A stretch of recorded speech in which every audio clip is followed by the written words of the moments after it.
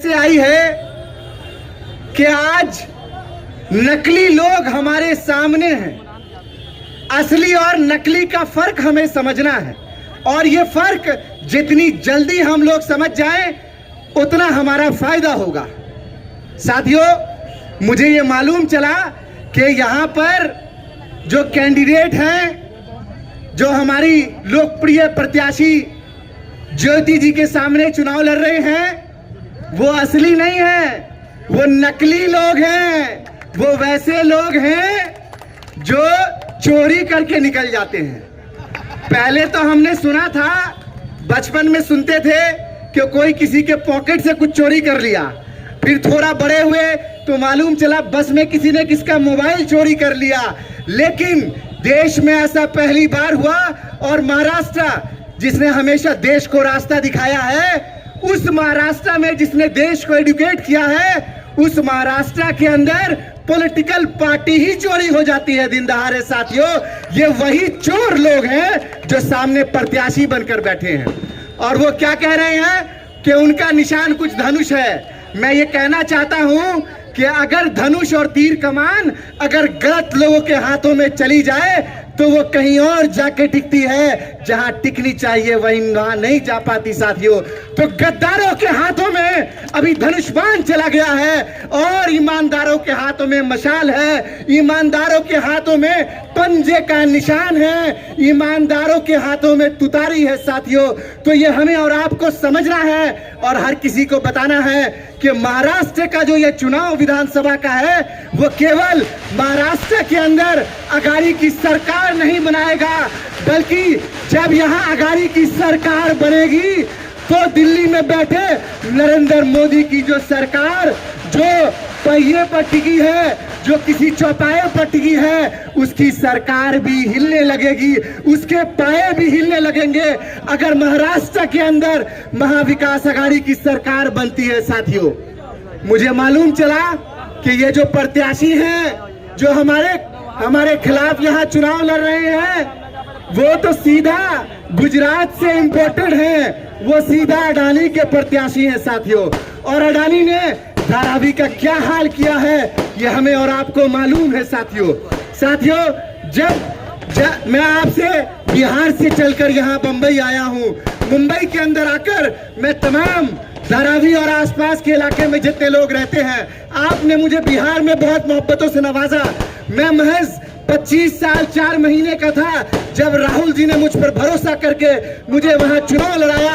आज मैं आपके सामने झोली फैलाने आया हूं कि ज्योति जी राहुल जी की कैंडिडेट हैं, इनका पूरा परिवार, इन्होंने देश की सेवा की है। मैं अपनी झोली फैलाकर तमाम बिहार वासियों से और पूर्वांचल के उत्तर प्रदेश के लोगों से अपील करता हूं कि मेरा आना आप लोग कामयाब कर देना और हमारी बहन ज्योति जी को पंजे के निशान के आगे 1 नंबर पर वोट देकर विजय बनाना। साथियों, मुझे पता है कि धारावी तो कांग्रेसियों का गढ़ है।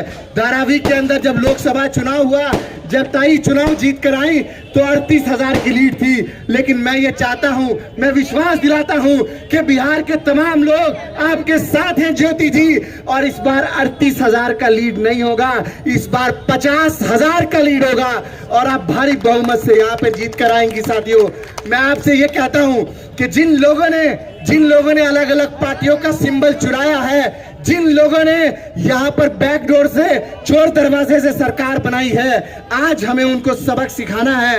और यही वो वक्त है, 5 साल में एक बार समय आता है जब हम अपनी वोट की ताकत से किसी को सबक सिखाते हैं और ये बताते हैं कि हमारा वोट इतना सस्ता नहीं है। आपके सामने बहुत लोग आएंगे, अभी तो 4-5 दिन बचे हैं वोटिंग के अंदर, आपके सामने बहुत सारे ऑफर्स दिए जाएंगे। चूंकि वो तो अडानी के प्रत्याशी हैं, तो आपको मालूम है कि अडानी तो पूरा देश खरीद रहा है, इसीलिए वो ये कोशिश करेगा कि धारावी के लोगों को भी खरीदा जाए। लेकिन मुझे मालूम है कि धारावी तो असली हिंदुस्तान है। और हमारे बीच राज्यसभा सांसद इमरान प्रतापगढ़ी जी आ चुके हैं। मैं अपने भाषण को 1 मिनट के लिए रोकूंगा जब तक वो स्टेज पर पहुंच जाए। बहुत बहुत स्वागत है इमरान प्रतापगढ़ी भाई का। और आज जब हम लोग फहद अहमद जी के प्रचार में थे तो इमरान भाई ने कहा कि धारावी तो असली हिंदुस्तान है, तो हम लोग इस वक्त असली हिंदुस्तान के अंदर पहुंच गए हैं। बहुत स्वागत इमरान भाई का।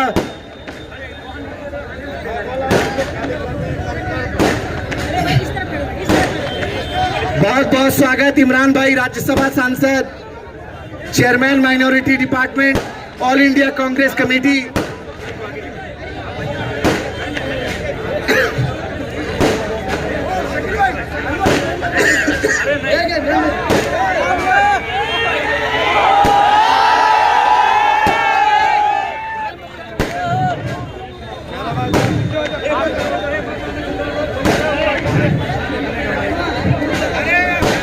चूंकि इमरान भाई आ चुके हैं इसलिए मैं ज्यादा वक्त आप लोगों का नहीं लूंगा।